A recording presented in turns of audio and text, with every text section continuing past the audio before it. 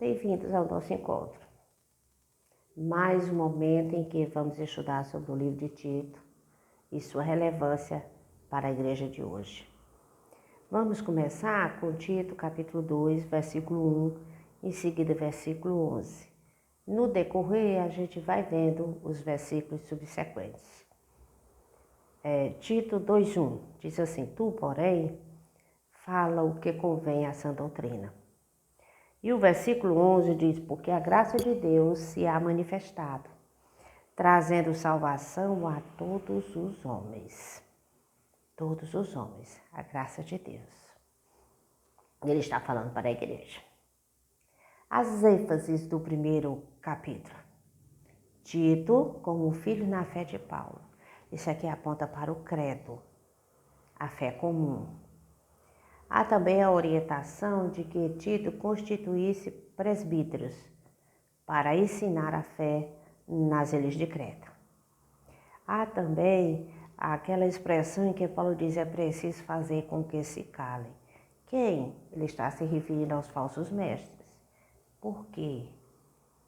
Eles ensinavam heresias e eles afirmavam que conheciam a Deus, mas eles os negavam por meio daquilo que eles faziam. O versículo 16, a parte A afirma isso. Então, como se confirma a fé que possuímos? Vamos a Romanos 6. Romanos capítulo 6, versículos 13 e 14. Diz assim: Nem tampouco apresenteis os vossos membros ao pecado como instrumentos de iniquidade, mas apresentai-vos a Deus como vivos dentre os mortos, e os vossos membros a Deus como instrumentos de justiça. Porque o pecado não terá domínio sobre vós, pois não estás debaixo da lei, mas debaixo da graça. Paulo está falando que os irmãos podem estar no Senhor, ligados ao corpo, né? O Senhor é a cabeça e os seus membros, o seu corpo não deve ser oferecido como membros do pecado, porque eles estão debaixo da graça salvadora do pecado.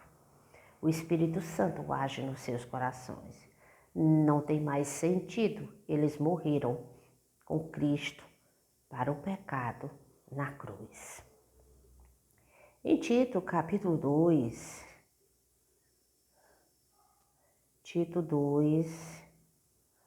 vamos para Tito.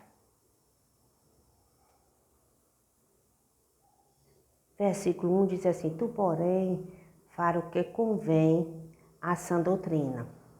Algumas versões diz: Mas você ensine o que está de acordo com a sã doutrina. Sã doutrina, isso é um termo médico, aponta para estar saudável, para bem-estar. Aqui no texto é um bem-estar espiritual, para agradar a Deus, estar em paz com Deus. Por isso que a gente diz a paz do Senhor. Temos paz com Deus e uns com os outros. É bem-estar espiritual, agradar a Deus, dar testemunho eficaz da fé diante dos incrédulos. A fé produz, no primeiro momento, ensinamento para todas as classes. O apóstolo Paulo, aqui no capítulo 2 de Tito, ele vai ensinar para homens idosos, mulheres idosas, jovens, servos, todas as classes sociais que faziam parte da igreja. Por que ele separou desta forma? Porque o ensino específico é mais eficaz por causa da resistência humana. Quando o ensino é genérico, há uma dificuldade das pessoas assimilarem. Parece que uma barreira é preciso que seja direto, específico, para facilitar essa barreira ser transposta. Então ele vai no ensino específico. A gente ensina e às vezes precisa ser bem claro, bem específico. Aqui ele é específico. A sociedade em Creta era muito comprometida. E no versículo 1 do capítulo 2, aliás, o versículo 2, ele diz assim: os velhos que sejam sóbrios, graves, prudentes, sãos na fé, no amor e na paciência. Ele começa pelos homens, os idosos, cabeça das famílias. Moderados, sóbrios, moderados, sadios na fé, sabe? Uma pessoa equilibrada, respeitáveis. Quando ele coloca prudentes, ele está dizendo que eles precisam ser respeitáveis. Sãos na fé, no amor e na perseverança, sensatos. Quando ele fala moderado, está implícito não dado a vinho, porque pessoas dadas a vinho, elas não têm moderação. E ele coloca os pilares, sadios na fé, no amor e na paciência. Aquilo que o Senhor nos revela e nos chama, a fé que Ele nos dá, a fé veio pelo ouvir e o ouvir a palavra de Deus. Nos enche de amor, de gratidão por Ele. E o Espírito vai trabalhando junto com a palavra e nos dá força para perseverar no Evangelho, no Senhor Jesus. Aleluia. No versículo 3, ele diz às mulheres idosas.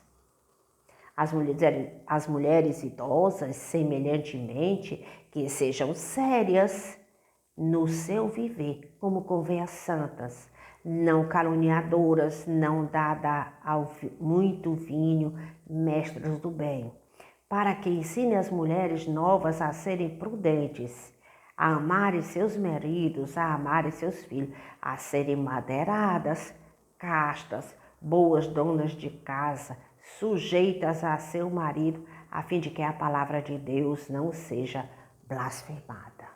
Olha aqui as mulheres idosas. Ele fala sobre uma conduta reverente, sérias. Hoje, na nossa sociedade, a mulher de 60 com cara de 20, imaturidade, muitas vezes imprudência, o seu estilo de vida, o jeito de viver. As mulheres cretenses que pertenciam ao Senhor eram para ser maduras, moderadas, reverentes, fala de recato. No seu viver, como convém às santas, não caluniadoras. As mulheres idosas, elas já criaram seus filhos, elas já estão com a vida feita, a possibilidade de serem ociosas e ficarem falando que não deve, gastando o seu tempo com coisas, que acabam envolvendo outras pessoas. Elas não eram para ser caluniadoras. Não dadas a muito vinho. Vinho era muito comum naquela sociedade. Se um homem dado a muito vinho, já é um problema que dirá uma mulher. Então, não dadas a muito vinho, não podiam. O vinho era comum na sociedade antiga, às vezes usado até como remédio. Mas havia perigos que envolviam e era preciso ter cuidado, o apóstolo acaba. E ele vai dizer que as mulheres idosas, elas são um exemplo, é um pilar da sociedade. Elas é para ser mestras do bem, não para instruírem as mulheres recém-casadas. As jovens, as mulheres mais jovens, as novas donas de casa, digamos assim, precisavam ser instruídas, precisavam do exemplo das mulheres idosas. Elas precisavam ser sensatas, puras, boas donas de casa.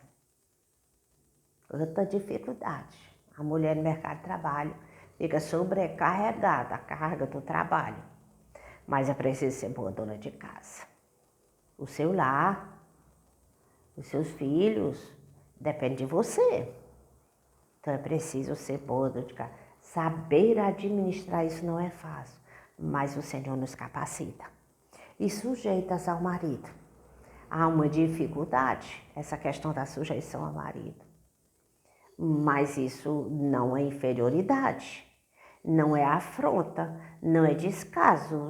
O Senhor criou ambos à sua imagem e semelhança. Eles eram coparticipantes do governo de toda a criação. O restante é decorrência do pecado. Mas é preciso uma liderança na casa, no lar. Às vezes precisa de uma voz para desempatar, digamos assim. E as mulheres precisavam entender isso. Então, o apóstolo ele dá uma orientação aos homens idosos e às mulheres idosas. A fé vai produzindo uma mudança de comportamento, de estilo de vida. E as mulheres idosas ensinar as mais jovens. E agora ele vai falar aos jovens, o terceiro grupo, versículos 6 a 8. Ele diz assim: exorta semelhantemente os jovens a serem moderados, em tudo te dá por exemplo de boas obras. Tito era jovem. Na doutrina mostra incorrupção, gravidade, sinceridade, linguagem sã e irrepreensível, para que o adversário se envergonhe, não tendo nenhum mal que dizer de vós. Fica claro que o adversário tenta envergonhar, ou digamos assim, anular o efeito da palavra, apontando para a vida daqueles que a ensinam, da igreja do Senhor. Em todas as coisas sejam moderados, é isso que ele está dizendo. Não se deixe levar pelo excesso, pensem, sejam inteligentes. Na palavra de Deus, nós temos jovens envolvidos com o Senhor e que têm uma vida ilibada, maravilhosa. Nós temos José do Egito, ainda no livro de Gênesis, saiu de casa aos 17 anos, mandado pelos seus irmãos enciumados. Sozinho, em terra estrangeira, ele conseguiu vencer as lutas. O Senhor o fortaleceu por 2 vezes. Acho que no capítulo 38 de Gênesis, 38, 39, diz que o Senhor estava com José e ele era próspero em tudo que fazia. O Senhor lhe dava vitória. Nós temos Daniel, levado para o cativeiro em terra estrangeira, na corte, no palácio. Tentaram aculturar aqueles jovens, mas Daniel se manteve íntegro. Juventude não precisa necessariamente ser sinônimo de irresponsabilidade. Essa imagem que muitas vezes é vendida nos nossos dias. E aí muitas vezes jovens desconhecendo os conselhos do Senhor, se deixam levar pelo esse conceito mundano, compromete as vidas. Muitas vezes o futuro fica comprometido. Preciso ter essa compreensão. Então ele diz para Tito: Tito, seja um exemplo. Como? No ensino, mostre integridade e reverência. Seja íntegro. Aquilo que você ensina, aquilo que você está passando para as pessoas, busque no Senhor. Você tem tudo o que você necessita para vencer o mal. O Senhor lhe revelou, você tem o Espírito Santo, a sua presença. Então, exercite-se na fé. É isso que ele está dizendo. Seja reverente. Leve a sério, tenha temor do Senhor. Tenha uma linguagem sadia e irrepreensível.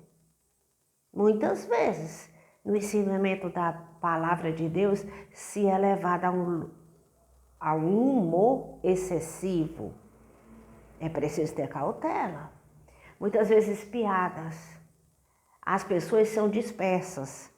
Se não souber fazer essa colocação e se não for o mínimo possível, há uma dificuldade. De repente as pessoas não se deixam levar e demoram a voltar e não conseguem fixar, entender aquilo que está sendo dito. A linguagem precisa ser sadia e irrepreensível. Para quê? Para que o adversário seja envergonhado. Esse intuito do adversário de envergonhar a igreja. Se o líder, aquele que está ensinando, não consegue se manter desta forma, a igreja também tem dificuldade no aprendizado, acaba envergonhando o evangelho. E o adversário está ali à espreita. E nós não podemos permitir isso. O Senhor já venceu a morte e o pecado na cruz. Nós somos chamados para a santidade. Aleluia. Tito, agora, capítulo 2, versículos 9 e 10, ele vai falar aos servos. Diz assim: exorta os servos a que se sujeitem a seus senhores, em tudo agradem, não contradizendo, não defraudando, antes mostrando toda boa lealdade, para que em tudo seja ornamento da doutrina de Deus, nosso Salvador. Nas sociedades antigas havia muitos escravos, muitos servos. Eles não foram chamados, a igreja de um modo geral, para fazer uma revolução, banir naquele momento a escravidão do Império Romano. Paulo não fala sobre isso. Ele está dizendo, vamos convivendo com essas coisas, vamos permitir que a palavra de Deus se propague, que eles vejam diferença nas nossas vidas. O reino de Deus está no interior de cada um. Na hora certa, o Senhor faz o que é necessário. A igreja é chamada para viver a vida cristã.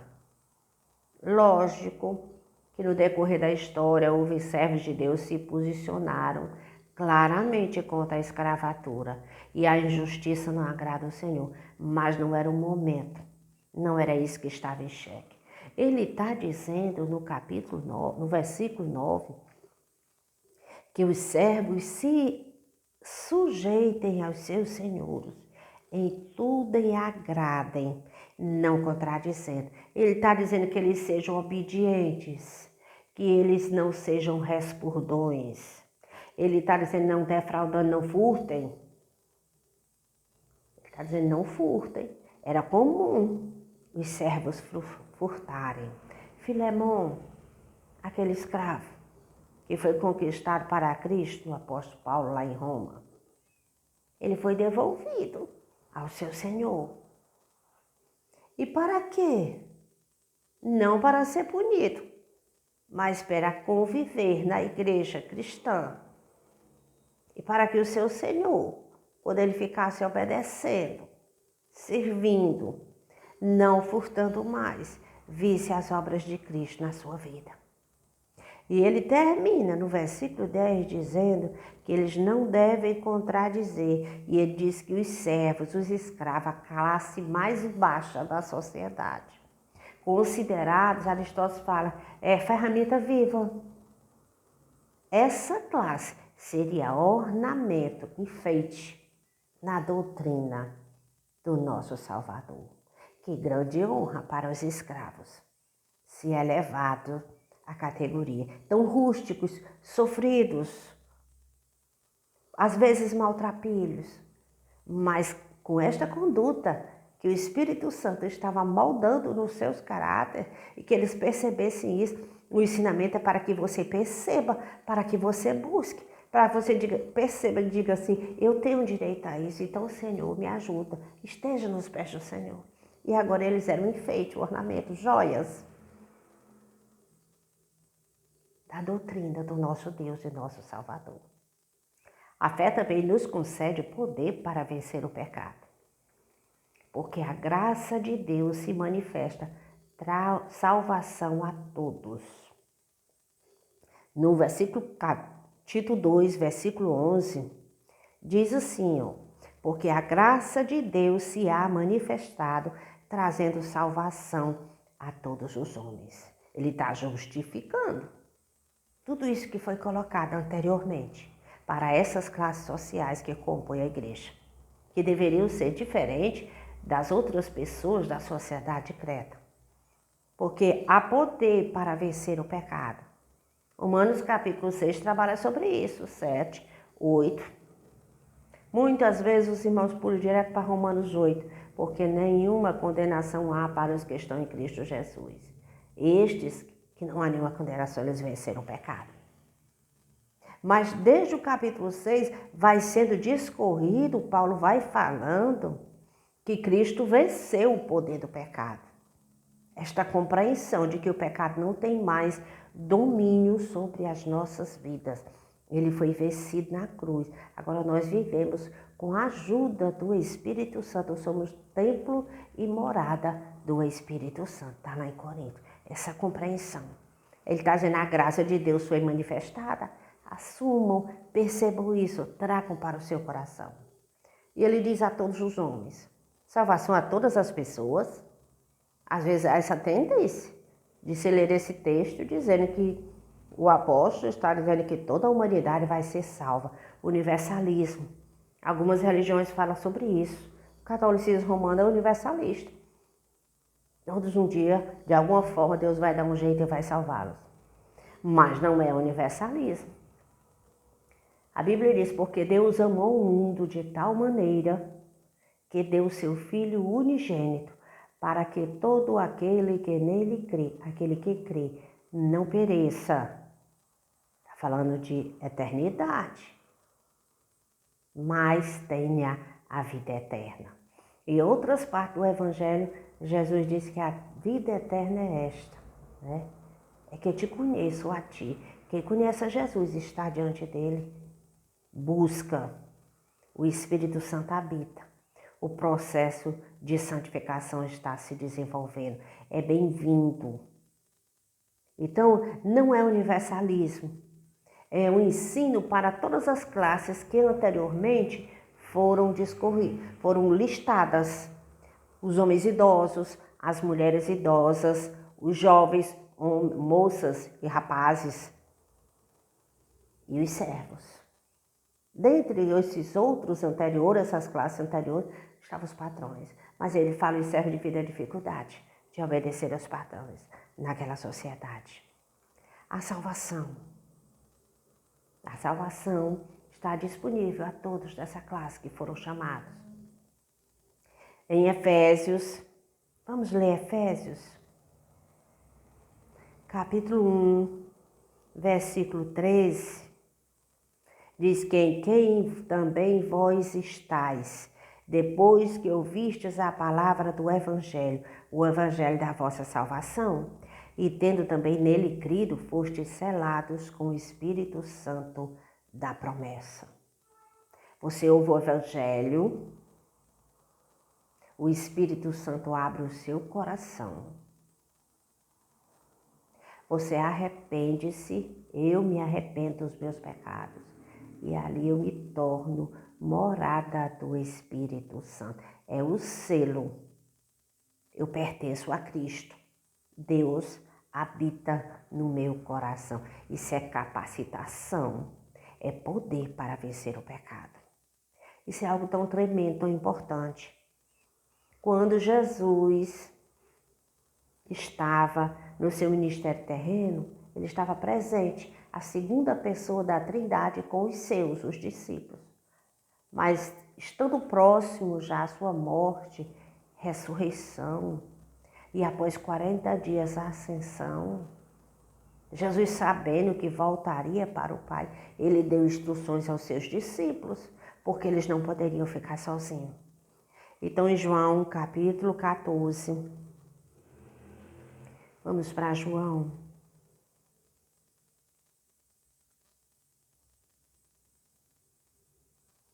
João, capítulo 14, versículo 1 diz assim, não se turbe o vosso coração, crede em Deus, crede também em mim. Versículo 15, 16 e 17, se me amais, guardai os meus mandamentos. E eu rogarei ao Pai, e Ele vos dará outro Consolador, para que fique convosco para sempre. O Espírito da verdade, que o mundo não pode receber, porque não vê nem o conhece. Mas vós o conheceis, porque habita convosco e estará em vós. Nós temos auxílio do Espírito Santo. Versículo 25 e 26 diz assim, tendo-vos dito isto, estando convosco, mas aquele Consolador, o Espírito Santo, que o Pai enviará em meu nome, esse vos ensinará todas as coisas e vos fará lembrar de tudo quanto vos tenho dito. Está aqui. Nós temos o Espírito Santo. Nós já recebemos tudo aquilo que necessitamos. Fomos capacitados. É uma questão de aproximar-se, de atender, ouvir a voz do Espírito, de ser maleável, de estar constantemente nos pés do Senhor, porque ainda estamos nessa terra na presença do pecado. Mas estar na presença do pecado não implica que ele tem poder sobre nós. Nós temos o Espírito Santo, a terceira pessoa da Trindade, o Deus Todo-Poderoso. Aleluia. Em Romanos, capítulo 8, versículo 1 diz assim: portanto, agora nenhuma condenação há para os que estão em Cristo Jesus, que não andam segundo a carne, mas segundo o Espírito. Não andam segundo a natureza humana caída, mas agora pela lei do Espírito. Porque a lei do Espírito de vida em Cristo Jesus me livrou da lei do pecado e da morte. E o versículo 14 diz assim: pois todos os que são guiados pelo Espírito de Deus, esses são filhos de Deus. Então seja sensível à voz de Deus. Não lute. Entenda que o Senhor é quem sabe o que é melhor para as nossas vidas. Aleluia. Tito, capítulo 2, versículo 1 diz assim: tu, porém, fala o que convém à sã doutrina. Ele ensina. No versículo 15, o último versículo do capítulo 2 diz assim: fala isto, e exorta e repreende com toda autoridade, ninguém te despreze. Ele dá uma ênfase, ele está dizendo ensine, a mesma coisa que ele começou lá no capítulo. Ele começou o capítulo e terminou o assunto, iniciou o assunto e terminou com a palavra ensine. Ensine, mas ele dá uma ênfase, exorte, repreende. Às vezes é preciso que seja mais forte, depende da ocasião, da pessoa e do que o Espírito Santo falar. Mas a palavra de Deus prevalece e a igreja precisa entender realmente essas coisas. Em 1 Coríntios, capítulo 6, Paulo falando aos Coríntios, versículos 19 e 20, ele vai dizer o seguinte: igreja trabalhosa, igreja de Corinto. E o apóstolo fala: ou não sabeis que o vosso corpo é o templo do Espírito Santo que habita em vós, proveniente de Deus, e que não sois de vós mesmos, porque fostes comprados com bom preço. Glorificai, pois, a Deus no vosso corpo e no vosso espírito, os quais pertencem a Deus. Pronto. O nosso corpo e o nosso espírito. A nossa vontade, todo o nosso ser, a nossa inteligência, o nosso livre-arbítrio, a liberdade até determinado ponto que o Senhor nos deu. Tudo isso está debaixo do senhorio de Cristo. Nós pertencemos ao Senhor de Jesus. Amém? Somos templo e morada do seu Espírito Santo. É um grande privilégio.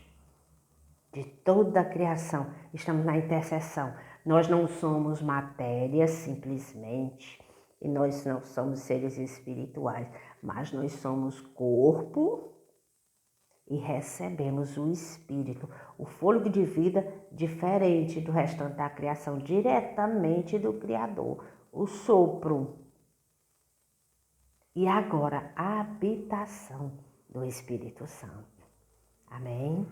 O Espírito Santo no Antigo Testamento, a presença de Deus, o próprio Deus. Primeiro era no tabernáculo, a nuvem. Depois no monte, no Sinai. Depois no tabernáculo, o local específico que ele habitava.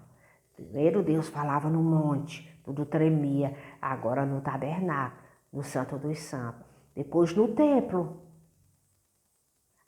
Jesus Cristo, Deus conosco, Emmanuel, entre os homens, agora no nosso coração. Precisamos perceber essas verdades espirituais e nos deleitarmos no Senhor. O pecado não tem domínio sobre as nossas vidas. Nós temos o Senhor no nosso interior. Aleluia. Vamos orar e agradecer a Deus por isso. Muito obrigada, Jesus, por isso. Toma nossas vidas nas tuas mãos. Nos ajuda e nos ensina a estar na tua presença.